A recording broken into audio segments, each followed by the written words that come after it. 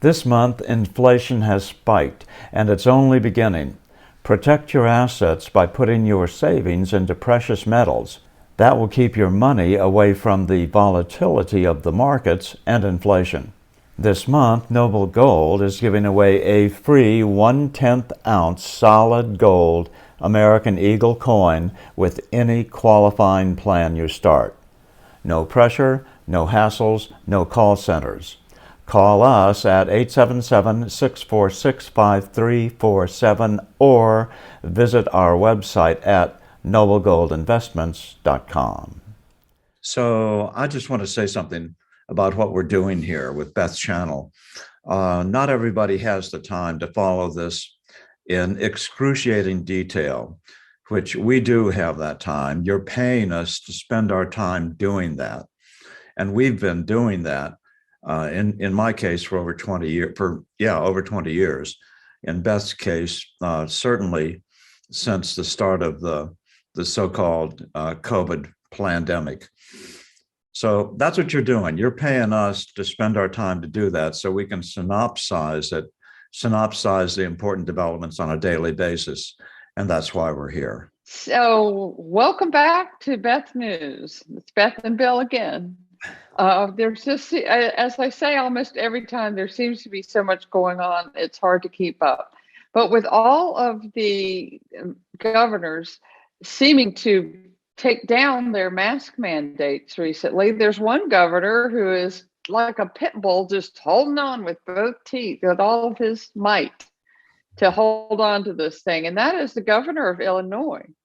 A judge has granted a temporary restraining order there were two lawsuits in Illinois. One of them was about the mask and one of them for students, and one of them was about the vaccine mandate for teachers. And he has granted a restraining order so that those people do not have to wear the mask and the teachers do not have to get the vaccine. However, the only people to which that applies are the people who actually filed the lawsuit. So the governor has come out and made a statement that the rest of the Illinois schools may not stop wearing masks, and he is not going to drop the mandates because he believes that that is the right thing to do. In the face of what seems to be with the New Jersey governor and all these other governors deciding to drop the mandates for schools, it's kind of interesting to see the governor of Illinois holding on to it. I just thought it was interesting. I wonder how long he's going to manage to hold on to that. Until people make him stop. I mean, this is not about science. It's not about what's right. It's not about what's fair. It's about control. And he wants to be one of the guys who gets points from the big bad guys who are behind all this, as being somebody who helped them maintain their control for as long as possible. It's not going to be possible for much longer. This is caving in every state across the nation, in every municipality, in every county. One by one. I was just reading about our local county, and even our local county, which has been very draconian about trying to keep the masks on school children as long as possible. They're finally, even some of the school board members are starting to revolt and call the data that they're using nonsense and stuff like that. I just read the update like 15 minutes ago. Yeah, it's about time, but that's kind of interesting that you say that, because one of the CNN medical contributors just recently came out with a statement that it's time to end the mask mandates in schools. And according to her, she says that the science has changed. Well, come on, the science hasn't changed. But watch this video of her making these statements and see what other reason she says it's time to end the mask mandates. Well, I agree with Colorado, with many other local and state jurisdictions that are beginning to lift government mandates. And I think this is the key. I'm not saying that we should be stopping masking, but rather that this needs to shift from a government requirement to an individual decision. The government can't keep on telling our citizens that this is a 5-alarm fire all the time. People are just going to start tuning it out and not pay attention. They'll be desensitized. And so what needs to happen is we need to end the state of emergency and preserve the ability of public health authorities to reinstitute mandates in the future if we see more and more dangerous variants. The reason that she gives for it is that the cases have dropped suddenly, that the cases of COVID have gone down. And she says, but in the end, she says something about we might need to bring these mandates back in the future. And what I think she's saying, I think the narrative is going to be is, look, the mandates did what they were supposed to do. The cases have gone down. Hospitalizations have gone down. People are getting better. And so unless we need them again because the cases might go back up because we might release a new virus. She does make one statement that it was in error, and that is she said that the vaccines are highly effective against the Omicron variant, which the vaccines are not effective, and that's one of the reasons why they're suddenly realized they have to undo these mandates, because the vaccines have not stopped this spread of this virus at all. And it seems to me that those occupiers of the White House have suddenly realized there's an election looming and they want to win it. According to a Politico report, the Biden administration moved to recalculate the number of COVID-19 hospitalizations in the US to get a clearer picture of whether COVID-19 is causing a severe disease. This, according to 2 senior officials. Now, I'm sitting here thinking, gosh, this entire time, most of us who know anything about anything have known that the numbers were skewed, the numbers were off.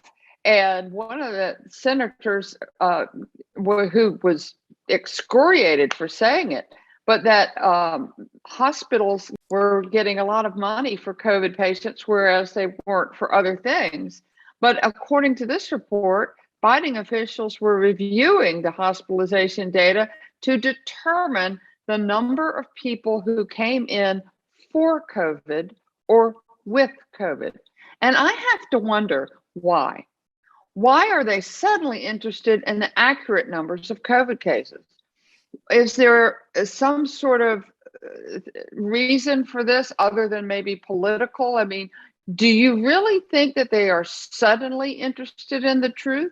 I was wondering, Bill, if they were poisoning themselves to sue these hospitals who got paid $13,000 per COVID patient and $29,000 per COVID patient on a ventilator. If they were going to suddenly sue them for false reporting or false documentation, we know they're not interested in the truth, and we know they're not interested in what's best for we the people. Right. It's just like the Bureau of Labor Statistics inflated figures for January being completely wildly off and inflated. And, now they're going to try to deflate the COVID numbers, which won't be hard to do because they were so inflated. All you have to do is adhere to the truth a little bit to have those numbers come down dramatically. Well, speaking of if the numbers come down or whatever they end up reporting as the final numbers, nothing that has been said about this whole situation from the beginning has been accurate. I mean, they have changed the numbers so many times. And one of the things that I really would like to know, do you not see, and why are you still wearing a mask? Do you not see all the lying that they have done, all the misinformation that they have given you? In fact, now the occupiers of the White House are trying to come after people and call terrorists, domestic terrorists, people who are spreading what, according to them, is misinformation. Which that would be us. That would be us. And according to all the science, actual science, it is the truth. So, there's all kinds of narratives that are flying around in the face of all of this. But on the flying around side, that we've been following the trucker story lately, and there have been some new developments in the trucker story. Greg Kelly of Newsmax did an interview with a trucker. We'll show the video in a second, but he said that a federal negotiator was scheduled to meet with them today, this morning. And he named the person who was doing it. And I don't know. I have been looking for that. I have not seen it, but it could be, the day's not over. So it could be this afternoon or tomorrow. It will be interesting to find out what happens. But if the federal government is ready to send negotiators to the truck drivers, they must be panicked. The Canadian officials said they will investigate the Americans who donated to the Freedom Convoy. They say they will look at the intent of the donors and to undermine public safety. Now, how in the world they're going to prove intent to undermine public safety, I don't know. But they seem to me to be kind of desperate. Maybe they may need the help of our own FBI.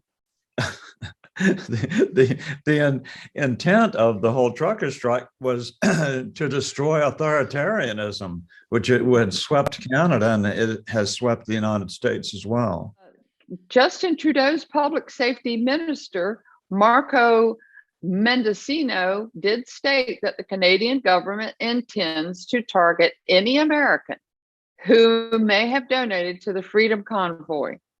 Apparently, they want to scare Americans away from donating to support the freedom protest. And I would just like to say, don't let them bully you. If you want to donate to the Freedom Convoy, go have at it. Please donate to them. I'm doubling my donation as soon as we hang up here. Yeah, I think that Trudeau is in a losing battle with his citizens. They have recently, the majority of Canadians are now saying, 54% of them, in fact, that they want the mandates to end. Bill, this is a huge spike of 15% up in just a month. Because just a month ago, it was only 39% of Canadians that said they wanted the mandates to end. Now it's 54% of Canadians. So it seems to me that Justin Trudeau and his ilk are losing control fast. Right. And every single day, a whole nother group joins them, whether it's Americans in solidarity or whether it's another group of Canadians. I saw a massive group of what looked like huge trucks, dump trucks coming that are, owned by construction workers coming to Ottawa. And then, of course, we can't forget that it's not just Ottawa. They're blocking the Montana and Canadian border. So you've got a whole nother contingent of truckers there. It's definitely going to be interesting to see how all of this plays out. And we will be here. It looks like Trudeau is going even more authoritarian. He has no. Like I said before. They've worked themselves into a box canyon, and they've either got to give up and admit they're wrong, or they're going to have to fight their way out through some type of Nazi-esque police authoritarian crackdown. Yeah. It's going to be very interesting to see how all this plays out. Don't forget that February 14th is the beginning of the convoy in Europe, and some truckers aren't really waiting. They've already started, having their own little, the truckers in Alaska have started having their own little convoy. But it will be interesting to see how all of these things play out with the mask mandates in schools and falling apart, and now the other mandates beginning to fall apart, and the Canadian situation, it is all getting ready, I think, to come to a head. Okay, well, we'll see you tomorrow. There's bound to be plenty of stuff happen today and in the overnight. Yep, yep. All right. Thank you, and God bless. And God bless the United States of America. This just in, some new information has come in that we wanted to include in this report because it'll probably be covered by Tucker and Company tonight, and we wanted to get it out there first. Hundreds of thousands of protesters drove in a convoy to New Zealand's capital on Tuesday and blocked the parliament to protest against vaccine and mask mandates. The New Zealand's Prime Minister, Jacinda Ardern, refused to meet with the convoy, saying she had other priorities.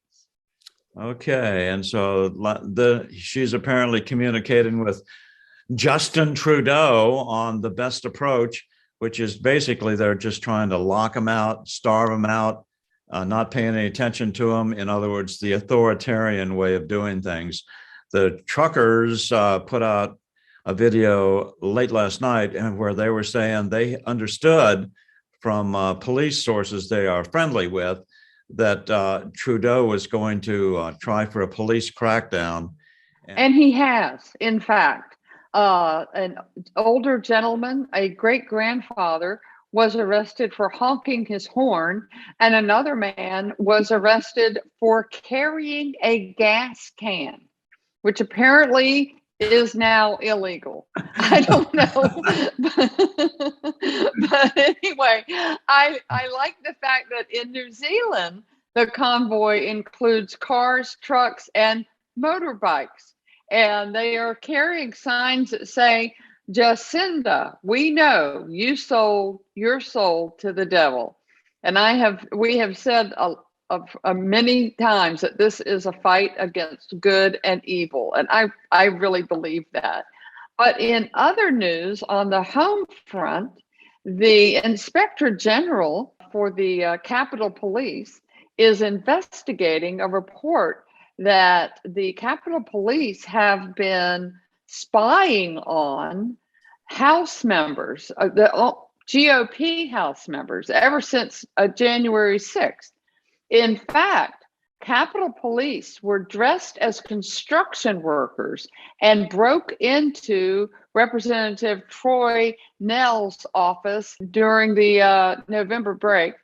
The Capitol Police took photos inside of the Texas Republican's office and came back 2 days later to harass his staff using the illegal photos they took just days earlier. There is an investigation in this. Apparently, the House representatives are saying that they have been spied. The Capitol Police have been spying on them for a long time. And it wasn't just Representative Nels. They said they've been spying on many of the Republican lawmakers. This is an ongoing story, and this is really about all we know at this time. So they all have master keys to the locks on those doors.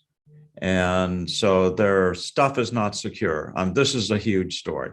Okay, well, we'll follow this as the days progress. I'm sure Tucker will have something to say about this tonight. And thank you very much for the update, and we're going to go. Bye.